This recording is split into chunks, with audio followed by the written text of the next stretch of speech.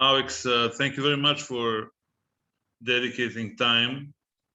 And for the beginning, I'm going to ask you, what do you think about Teutonic order, and how many sites we have in Eastern Europe, particularly in Poland, because you studied these sites in previous decades. You also work in Spain, if I'm not mistaken.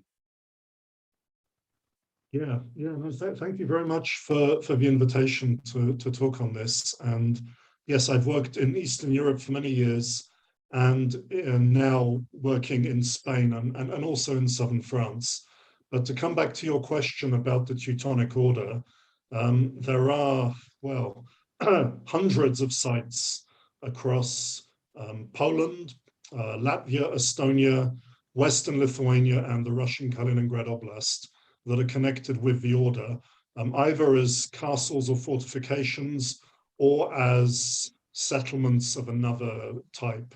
But really, it's the medieval archaeology of that region is essentially the archaeology in part of the Teutonic Order as the main political force in that region. So the most spectacular monuments are built by the Teutonic Order or by bishops. There are also territories of bishops that have left quite spectacular monuments. When you mentioned the Teutonic Order in former Prussia, because we both know that Prussia is mostly now in Poland and Russia after World War II. Which castles you explored? So those you published. Yes, please go ahead. Yeah. So when I was working there, primarily from 2008 through to 2014, we focused on the castle in Malbork, so the headquarters of the Teutonic Order. And we were also involved in excavations in Elbląg Castle, which was the former provincial headquarters of the order, just up from Malbork. And we were sort of involved in excavations that were taking place in Elk, which is the easternmost castle that was formerly on or near the historical border of Lithuania at the beginning of the 15th century. So those were our sort of principal excavation-related castles, but we were getting material from a range of other castles across the Teutonic Order's former state in Prussia, like you said, former Prussia, including, for example, Grudziądz. We were doing some work in Radzin. These are castles in the south of historical Prussia. So we were deliberately trying to look at castles and territories in different regions of Prussia to compare how the Teutonic Order was governing. What was the interaction between knights of that order and pagan inhabitants of Prussia, or pagan inhabitants of Eastern Europe? Do you mean sort of general relations? Yeah, the general relations in 12th century and 13th century. Well, as you probably know, in throughout much of the 13th century, you have a series of crusades against these pagan tribal societies. So there's obviously a lot of hostility that is driven by the crusading movement, which the Teutonic Order is, in Prussia at least, driving. In Livonia, it's initially driven by bishops, but then the Teutonic Order become involved later on. So obviously you have significant hostility, but you also have a lot of evidence of collaboration, alliances, and obviously as tribal groups, tribal leaders convert to Christianity, they become allies of the Teutonic Order, allies of crusading forces. And then after the conquests are completed, the Teutonic Order has, if you like, a complex relationship with its pagan subjects. They are now the subjects of the order on its lands.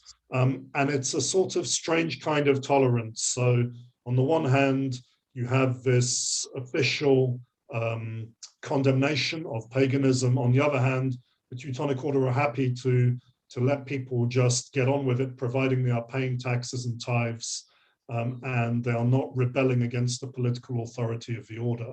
So the Teutonic Order, after this initial wave of religious enthusiasm that drives the Crusades, they become very pragmatic and very interested in governance and developing the economies of the regions that they have conquered. So that results in a lot of compromise with the native pagan populations who over time accept Christianity or Catholicism in varying ways, but we can see that paganism persists. So it's a complex, it's an interesting relationship actually between the migrants who come in and the native population. What kind of evidence you found during seasons in historical Prussia?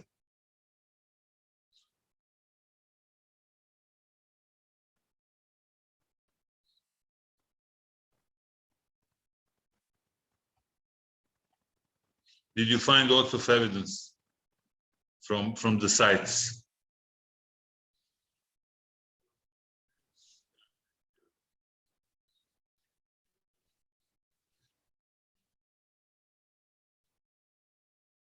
Sorry, I didn't hear the first part of that. Could you? Yeah, I'm going to repeat the question.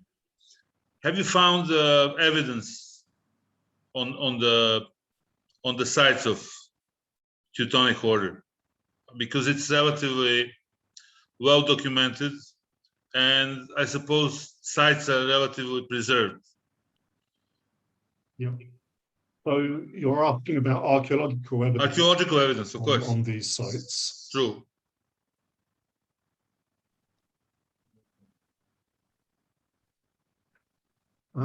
So yes, when we were excavating these castles and these settlements, we found excellent preservation actually of archaeological deposits with not just artifacts, but also environmental data, what we call ecofacts, so animal bones. In some cases, so for example, in some of the moats of the castles that were waterlogged, we even found incredible organic preservation. So fragments of leather, for example, or textiles, these sorts of organic materials that preserve well under what are anaerobic conditions, so oxygen deprived conditions.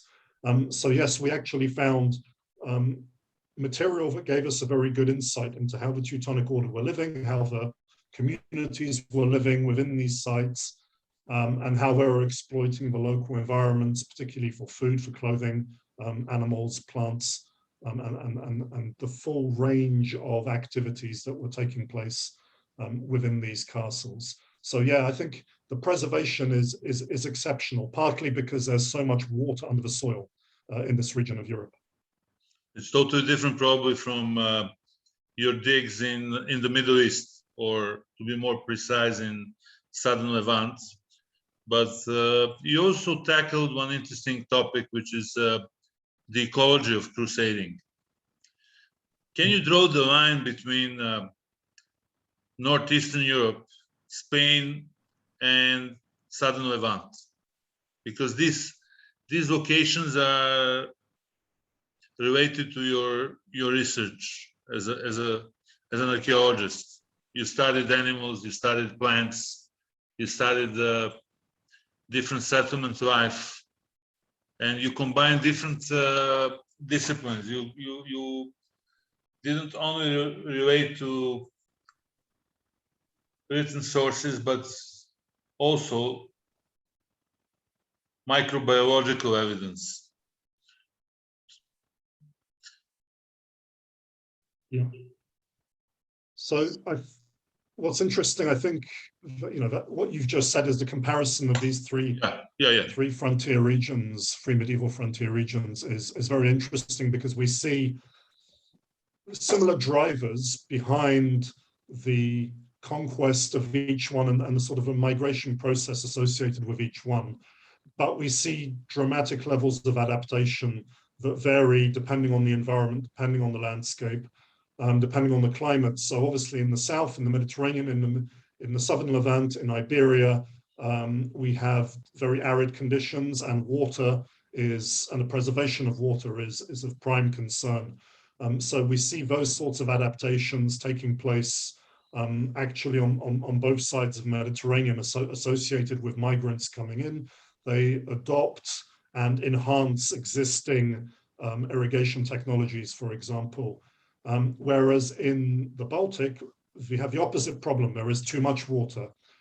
So you have very different adaptations to dealing with flooded soils, building with timber. So it's very interesting seeing how, even though we have similar processes, we have urbanization, we have migration, we have colonization, we have intensive industrialization of the landscape, we see very specific responses to these environments. And I think it's very interesting to compare that with, even though we have a shared ideology and a shared sort of European or Western European lifestyle that is being introduced in all of these regions. Also, what's worth of mentioning is the book that you published in 2019, which is called Environment, Colonization, and the Baltic Crusader States. Can you summarize the book? What we know about the Baltic Crusader States?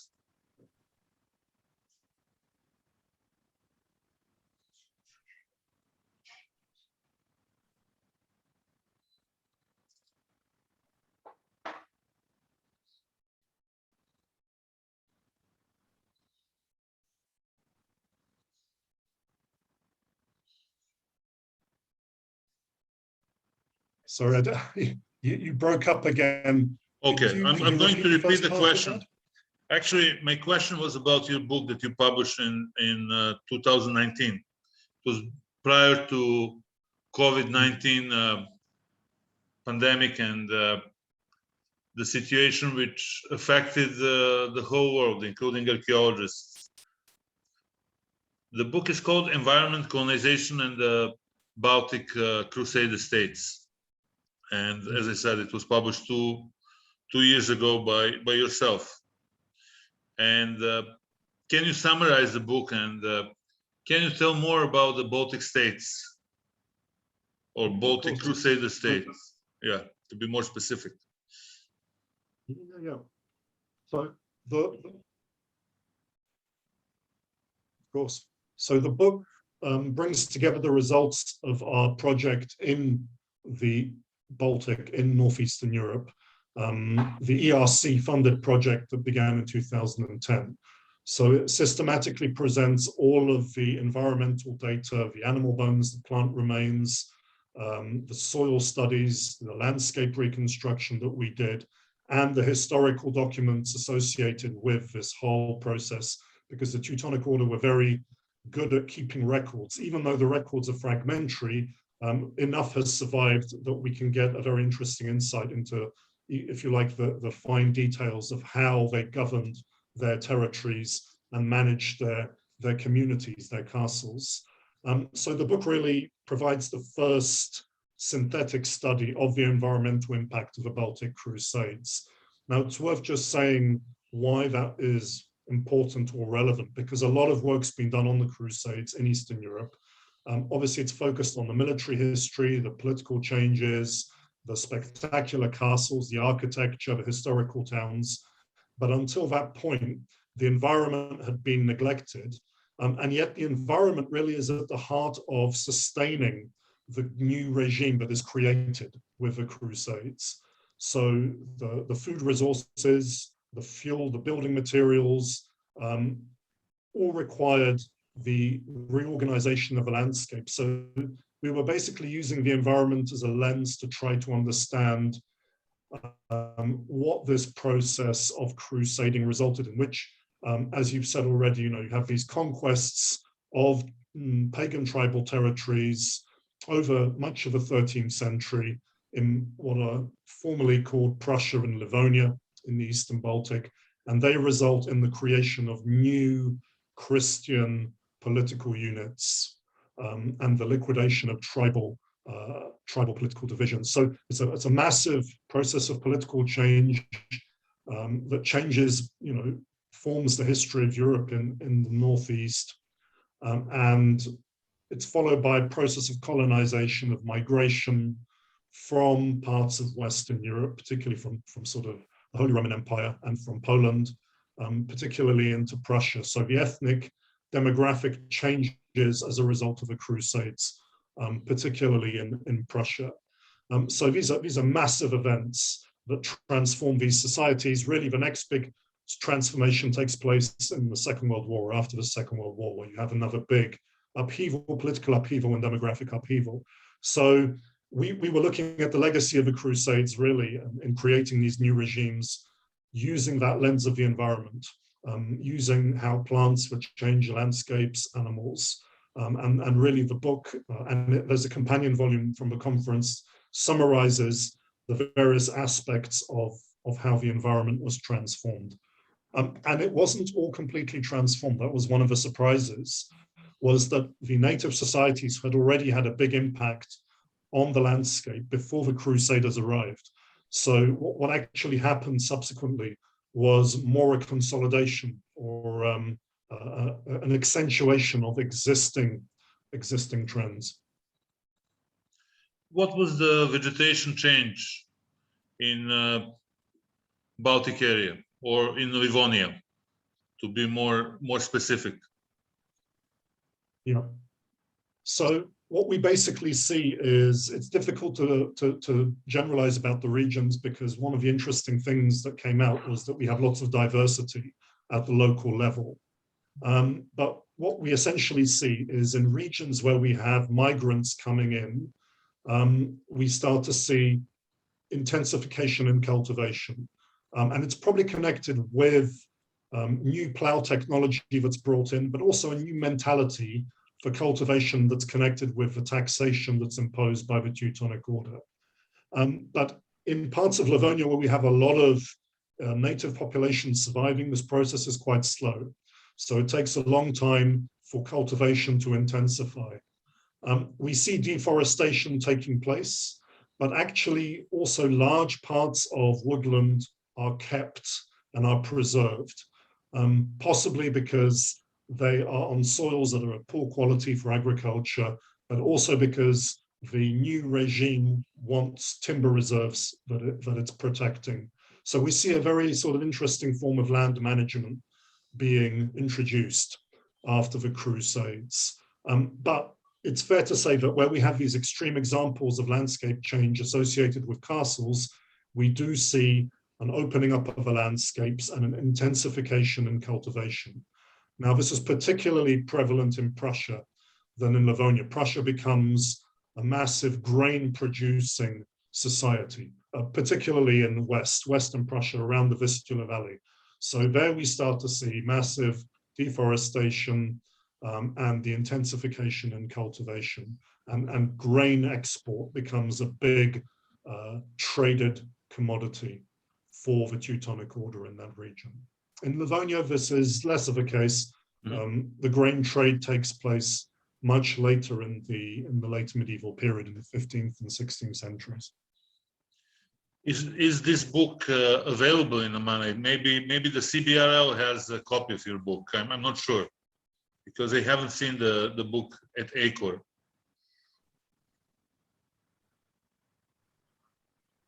Now I'm going to do the PR for your book, because I haven't seen it at ACOR. Yeah, the book should be okay. The book should be available, and I can send you also details if you need them. That's not a problem. I was just going along with a website, yes, if you like, that summarizes the results of a project as well. I went through some of chapters, and it looks interesting. I mean, you covered the whole fabric of Teutonic Order in northeastern Europe, in Prussia and Livonia. And after 200 years of constant warfare with pagans and enemies of the Roman Catholic Church, since at that time we still didn't have Reformation, what happened with the Teutonic Order in Prussia and Livonia. When they lost the power to Lithuanian-Polish Federation after Battle of Grunwald in 1410, or it was later?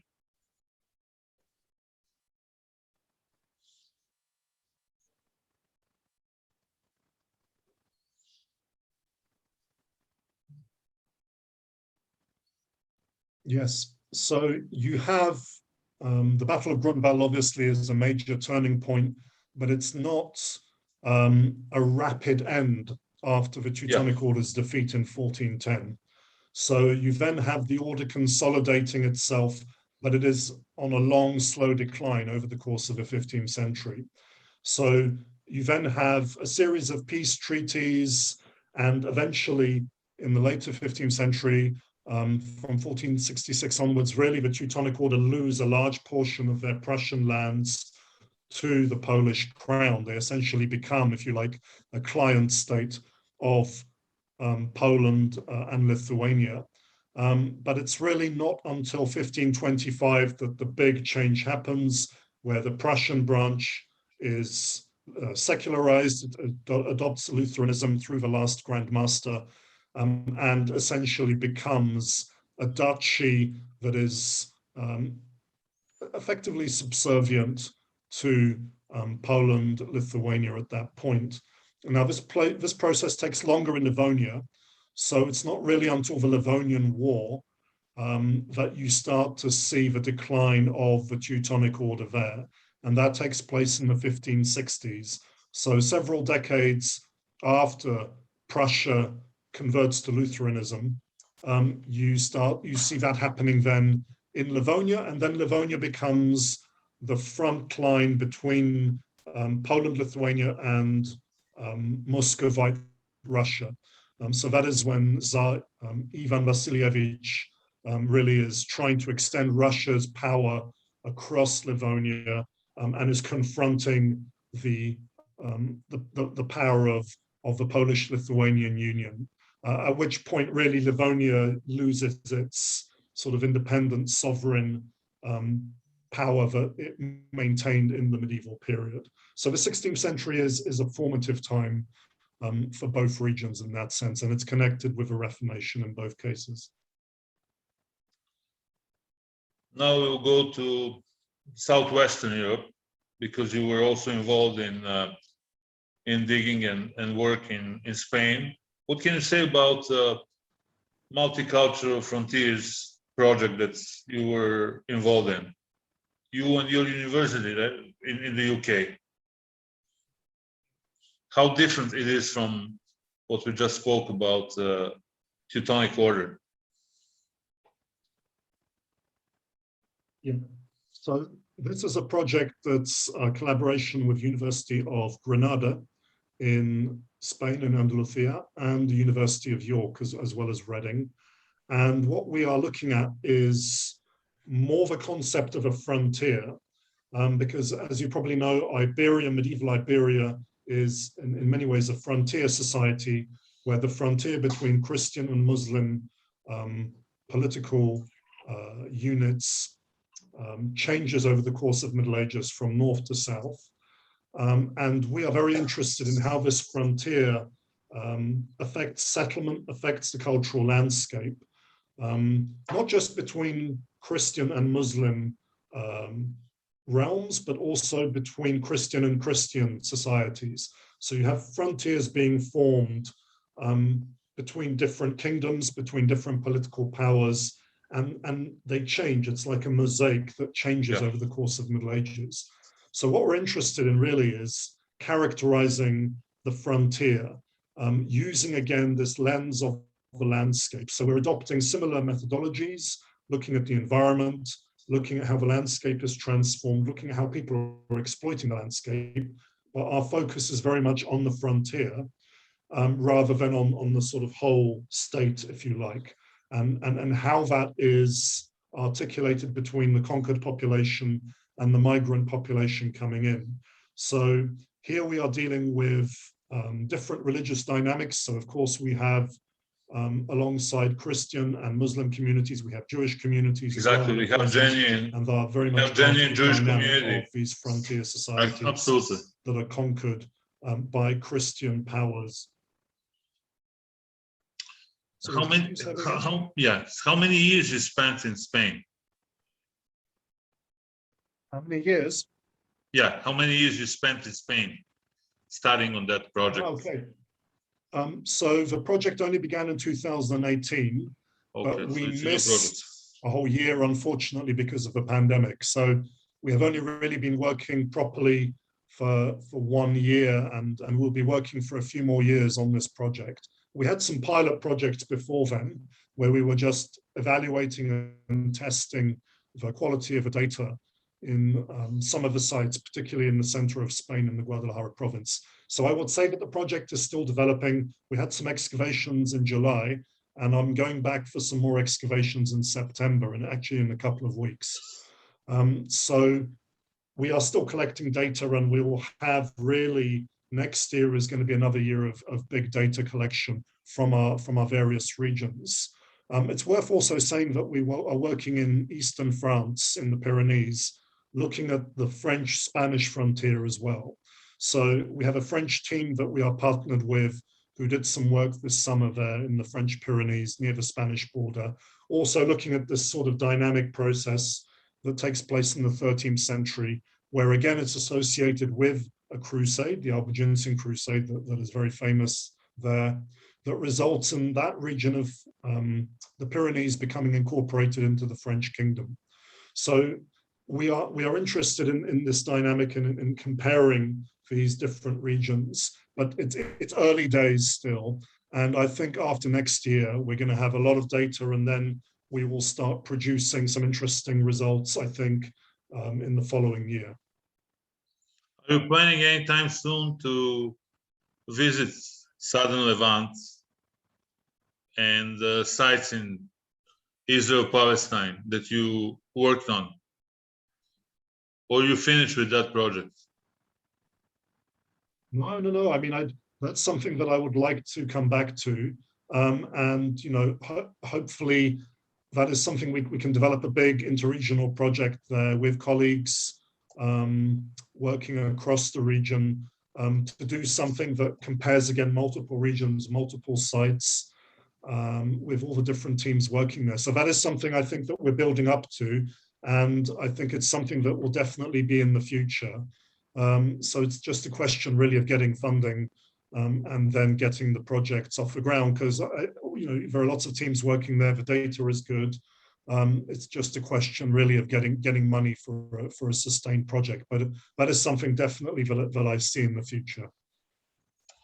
Can you summarize your work in southern Levant? So the aim there is, again, very, very similar to the other frontier societies, and that is really to look at the cultural landscape and the environment and how that changes as a result of the Crusader states being created. And again, really looking at this process of migration, regime change, and adaptation and encounters with the resident native populations.